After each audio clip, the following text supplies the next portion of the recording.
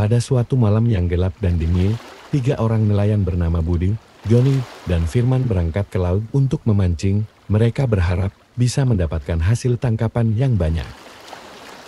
Mereka menggunakan perahu kayu yang sederhana dilengkapi dengan lampu dan alat pancing. Dengan penuh semangat mereka berangkat saat bulan bersinar terang. Setelah berlayar selama beberapa jam, mereka sampai di sebuah tempat yang dianggap sebagai spot yang bagus untuk memancing. Saat kapal berhenti, mereka mulai melemparkan kail ke air dengan harapan bisa menangkap ikan-ikan besar agar dijual dengan harga tinggi. Namun, setelah menunggu lama, mereka tidak mendapatkan apapun. Tidak ada ikan yang menggigit kail mereka. Perasaan bosan dan frustrasi mulai mereka rasakan. Akhirnya Firman menyarankan untuk pindah ke lokasi lain, tapi hasil pancingan tetap sama. Mereka pun berpikir bahwa malam itu bukan malam keberuntungan bagi mereka. Tiba-tiba, Budi melihat sesuatu di kejauhan. Ia melihat sebuah kapal besar yang tampak tua dan berkarat. Kapal itu tidak memiliki lampu atau tanda-tanda kehidupan. Kapal itu terlihat seperti kapal tua yang muncul dari kegelapan. "Hei kalian, lihat itu. Ada sesuatu di sebelah sana," sahut Budi yang pertama kali melihat kapal itu. "Apa? Aku tidak melihat apapun," jawab Joni yang sedang sibuk dengan pancingannya. "Di sana, di sebelah kanan kita, ada sebuah kapal besar. Ayo kita periksa," ajak Budi yang penasaran dengan kapal itu. "Kamu gila. Siapa tahu ada hantu di dalamnya. Aku tidak mau mendekatinya," talak Firman yang takut dengan hal-hal mistis. Jangan takut. Mungkin saja ada harta karun atau barang berharga di dalamnya. Kita bisa kaya raya jika kita menemukannya. Lagi pula, kita tidak punya pilihan lain. Masa kita pulang dengan tangan kosong? Ayo, ikut aku," ujar Budi yang tidak percaya dengan hal-hal mistis.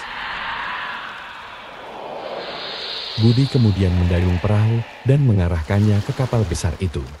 Joni dan Firman tidak bisa berbuat apapun selain mengikuti Budi.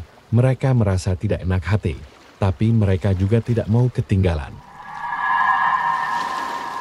Ketika mereka mendekati kapal itu, mereka bisa melihat lebih jelas kondisinya. Kapal itu tampak sangat usang dan rusak, catnya mengelupas, besinya berkarat, dan kayunya lapuk. Kapal itu terlihat seperti sudah tidak terawat selama bertahun-tahun. Mereka tidak tahu bagaimana kapal itu bisa berada di sana. Mereka mencari tempat untuk merapatkan perahu. Akhirnya menemukan sebuah tangga besi yang menghubungkan kapal itu dengan air. Mereka menarik perahu mereka ke samping tangga itu dan mengikatnya dengan tali. Kemudian menaikinya dengan hati-hati. "Wow, ini benar-benar kapal yang usang. Lihat, tidak ada orang di sini. Semuanya kosong dan sepi," kata Budi yang terkesima dengan kapal itu. "Ya, ini sangat menyeramkan.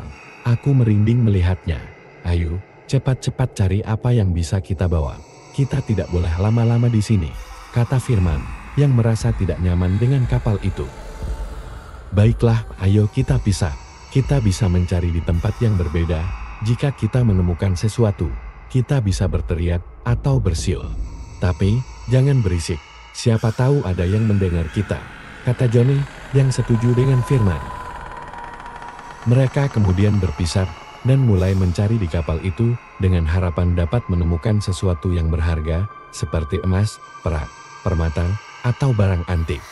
Mereka tidak tahu bahwa mereka sudah memasuki sebuah kapal yang penuh dengan misteri dan bahaya. Mereka tidak mengetahui bahwa ada sosok roh yang menghuni kapal itu. Roh itu tidak suka dengan kedatangan orang-orang asing yang mengganggu ketenangannya. Roh itu mulai menggerakkan benda-benda di kapal itu yang membuat pintu-pintu tertutup dengan keras, lampu berkedip-kedip, dan angin bertiup kencang. Roh itu juga menampakkan dirinya sebagai bayangan hitam yang bergerak-gerak di dinding, lantai, dan langit-langit. Roh itu juga menimbulkan suara-suara aneh, seperti jeritan, tawa, dan bisikan untuk menakut-nakuti mereka. Budi, Joni, dan Firman tidak menyadari adanya roh itu. Mereka terus mencari di kapal itu dan tidak memperhatikan fenomena-fenomena mistis yang terjadi di sekitarnya. mereka hanya fokus pada tujuan mereka. Budi mencari di ruang kemudi, di tempat kapal itu dikendalikan. Dia berharap bisa menemukan dokumen-dokumen atau barang-barang yang bisa memberitahu asal-usul kapal itu. Dia ingin tahu siapa pemilik dan sejak kapan kapal ini dibuat. Budi juga ingin mengetahui apa yang terjadi pada kapal itu. Dia membuka lemari-lemari dan laci-laci yang ada di ruang itu dan menemukan banyak kertas-kertas yang sudah kuning dan robek. Dia mencoba untuk membacanya, namun tidak bisa mengerti tulisan yang ada di kertas itu. Ia menduga bahwa kertas itu ditulis dalam bahasa asing yang dia tidak tahu. Lalu kemudian ia menemukan sebuah brankas yang terkunci dengan gembok. Dia penasaran dengan isi kotak itu, lalu mencoba untuk membukanya, namun sangat sulit. Dia mencari kunci yang cocok, tetapi tidak dapat menemukannya. Kemudian ia memutuskan untuk memecahkan kotak itu dengan menggunakan palu yang dia temukan di lantai. Dengan mengayunkan palu, Budi berharap bisa membuka kotak itu, namun dia tidak tahu bahwa sudah membuat kesalahan fatal. Kotak itu adalah kotak yang menyimpan kekuatan roh hitam itu. Ketika palu menghantam kotak, keluar sebuah asap hitam yang tebal dan gelap. Asap itu membentuk sosok roh hitam tinggi yang menyeramkan. Roh itu memiliki mata merah yang menyala, taring panjang yang tajam, dan cakar-cakar yang terlihat sangat kuat. Roh itu mengeluarkan suara tawa yang menggelegar, seperti guntur. Budi terkejut melihat roh itu. Dia tidak percaya dengan apa yang dilihatnya. Dia merasa ketakutan dan ingin lari, tapi tidak bisa bergerak. Roh itu seakan mengunci gerakannya dengan kekuatan gaib dan menatap Budi dengan penuh amarah dan benci seakan ingin membunuhnya. Roh hitam itu mendekati Budi dengan cepat lalu mengangkatnya. Roh itu hendak menusuk Budi dengan cakarnya. Budi menjerit ketakutan. Dia meminta tolong, tapi tidak ada yang mendengarnya. Budi menyesali keputusannya untuk datang ke kapal itu. Dia merasa bahwa dirinya sudah diambang kematian. Roh hitam itu tertawa senang melihat Budi yang mati di tangannya. Sementara itu Joni mencari di ruang mesin, tempat kapal itu ditenagai. Dia berharap bisa menemukan bahan bakar atau suku cadang yang bisa dia gunakan untuk perahu mereka. Dia ingin memastikan bahwa perahu mereka bisa berfungsi dengan baik dan bisa kembali ke darat. Ketika masuk ke ruang mesin dengan susah payah, dia melewati pintu-pintu yang berat dan sempit. Dia juga harus berhati-hati dengan pipa-pipa dan kabel-kabel yang berserakan di lantai. Joni merasa panas dan sesak di ruangan itu. Dia melihat banyak mesin-mesin yang sudah tidak beroperasi lalu mencoba untuk menyalakan salah satu mesin, tapi gagal. Dia hanya mendengar suara mesin yang berdengung dan bergetar. Joni kemudian melihat sebuah drum besar yang mungkin berisi bahan bakar. Dia berpikir bahwa bahan bakar itu bisa dibawa ke perahu mereka. Joni mendekati drum itu dan membuka tutupnya untuk melihat isinya. Namun, ketika dia membuka tutup drum itu, dia terkejut. Dia tidak melihat bahan bakar di dalam drum itu. Dia hanya melihat sesuatu yang mengerikan. Di dalam drum itu, dia melihat tulang manusia beserta beberapa tengkorak. Joni merasa sangat ketakutan, lalu mundur dengan gemetar. Dia tidak tahu apa yang terjadi pada kerangka manusia itu. Tiba-tiba, Joni merasakan sesuatu yang menarik kakinya saat menoleh ke bawah dan melihat sesuatu yang mengejutkan, sebuah tangan yang keluar dari drum itu. Tangan yang berkulit hitam dan berdarah memegang kaki Joni dengan erat.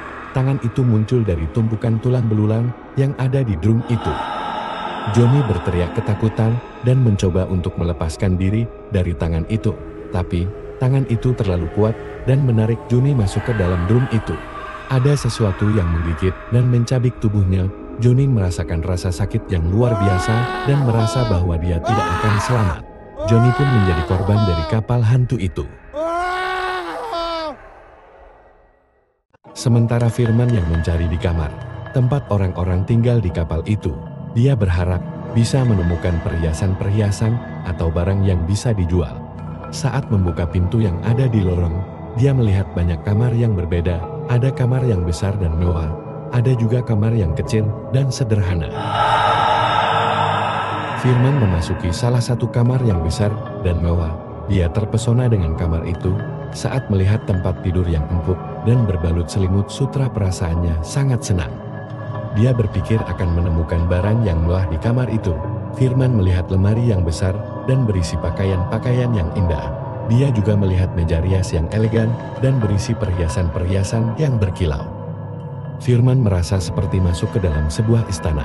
Dia ingin memiliki semua yang ada di kamar itu dan mulai mengambil barang-barang yang ada di kamar.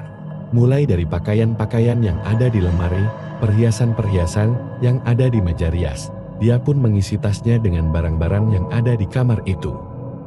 Firman tidak peduli siapa yang memiliki barang-barang itu, dia dibutakan dengan barang-barang mewah yang ada di depannya. Tiba-tiba, Firman melihat sesuatu yang aneh di cermin meja rias. Dia melihat bayangan hitam yang berdiri di belakangnya. Saat itu pula dia sangat terkejut dan ketakutan ingin lari. Tapi, ketika berbalik, dia tidak melihat apa-apa, tidak ada bayangan seperti yang terlihat di cermin kamar itu yang masih sama. Dia pun merasa lega dan berpikir bahwa itu hanya halusinasi dan berpikir bahwa dia terlalu senang dengan barang didapatkannya. Firman kemudian melihat cermin itu lagi, tapi ketika melihat cermin itu, dia sangat terkejut. Dia hanya melihat wajah yang mengerikan dan menyeramkan. Dia menyadari bahwa itu bukan wajahnya sendiri. Kemudian ia berbalik dan melihat sosok hitam yang tinggi dan besar tertawa jahat di depannya. Saat Firman mencoba untuk berlari, tiba-tiba sosok itu berdiri di depan pintu kamar dan menghalangi jalan keluarnya. Dia hanya bisa menangis dan berteriak ketakutan.